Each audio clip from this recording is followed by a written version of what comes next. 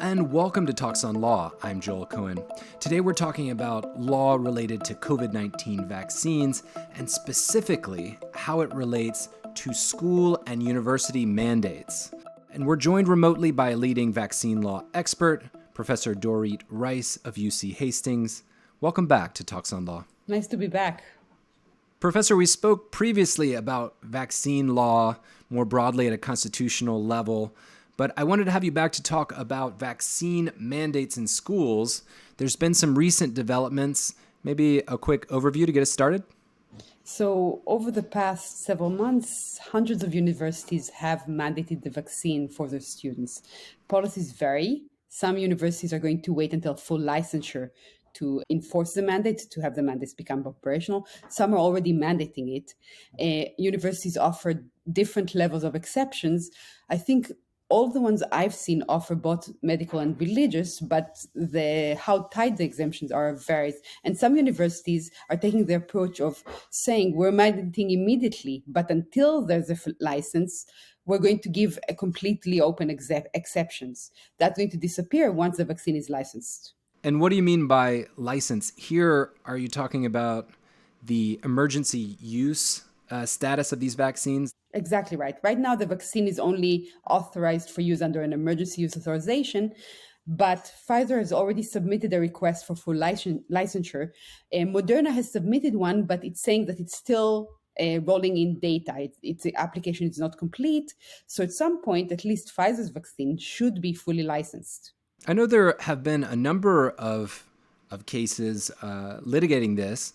One recent federal case that was decided is Klaassen versus Trustees of the University of Indiana. What happened in that case?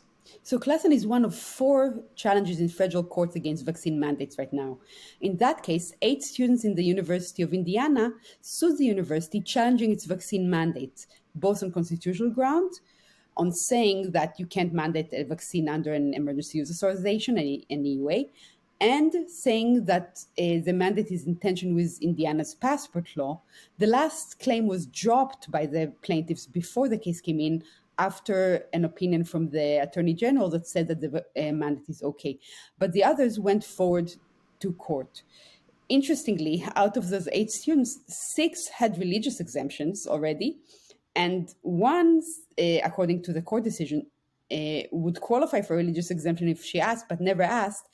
But these students were also challenging the fact that the university said if you have an exemption, you have to be tested every 2 weeks and you have to wear a mask. So here they gave an alternative, some type of accommodation that if not vaccination, there's other steps that can be taken. Exactly. You also have to apply for either a medical or religious exemption. So you have to fit into one, although my impression, and I don't have any evidence of that, is that the university was granting exemptions pretty much on demand. And Professor, so far, what's the punishment, I suppose, if you're not vaccinated? Are the schools saying, get vaccinated or give up your seat at our college? It depends. So in Indiana University, if you're not vaccinated and did not get an exemption, you are pretty much out. You lose a lot of your privilege. You lose your student ID. It's very close to expulsion. So some of these mandates do have very direct consequences. But as I said, the University of Indiana does offer exemption, and it looked like it was very generous in giving religious exemption to anyone who asked. Not all universities are as generous. And what were the legal grounds? What was the legal underpinning of the Klaassen case? The decision focused on the constitutional issue. Can you mandate a vaccine for university attendance?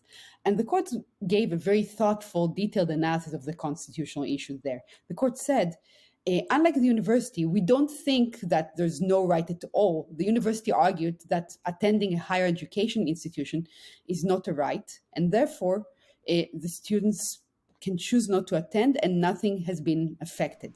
The court said we don't completely agree because you can't condition a service on something that does touch on a right, and the right to refuse medical treatment is a right. It affects your liberty interest. However, the court also said the effect on your liberty interest is not a violation of a fundamental right. You don't have a fundamental right to attend a university unvaccinated. It's just kind of a regular right, which means that the standard use was rational basis review, whether the measure was reasonable, rather than the higher bar of strict scrutiny, which would require a very narrowly tailored measure that protects a compelling interest. In the decision, did the judge cite the famous and for some controversial case, Jacobson v. Massachusetts, the Supreme Court case on vaccine mandates? The court did. The court said Jacobson used a rational basis. Although the term didn't exist yet, the court said that Jacobson used an equivalent to a rational basis review and did a reasonableness analysis, but the court didn't stop there. It also said, looking at later jurisprudence, that it looks like the right measure for this kind of situation where a university imposes a mandate is rational basis given other decisions by courts. So the court in Klaassen was looking at the constitutionality of vaccine mandates. Did the decision get into the question about emergency use status? No. So the court did mention that not all emergency use authorizations are equal and that this one was based on a lot of data. But it did so in the context of assessing if the university mandate was reasonable. It didn't directly address the legal question on whether you can mandate a vaccine under an EUA at all, although the fact that it upheld the mandate suggests that it thought you did. But it didn't give a direct analysis of that question. Professor, before we let you go, some states have recently passed, and others are still considering, laws restricting the ability to impose vaccine mandates. Would those types of state laws interfere with colleges and universities' abilities to impose vaccine mandates? As we like to say in law, it depends. It really depends how the law is written. Some of these laws tell government agencies they can't require vaccines to provide services. And in those states, it will really depend whether university education in a state university is a government agency service. And it varies across states.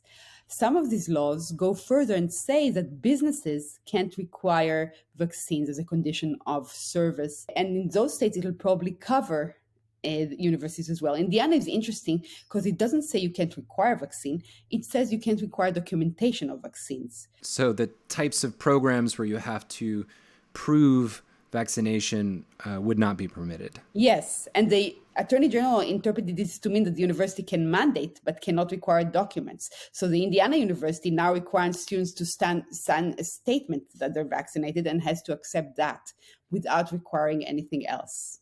Professor Dorit Reiss, thank you for your time today. My pleasure. And thank you for watching Talks on Law.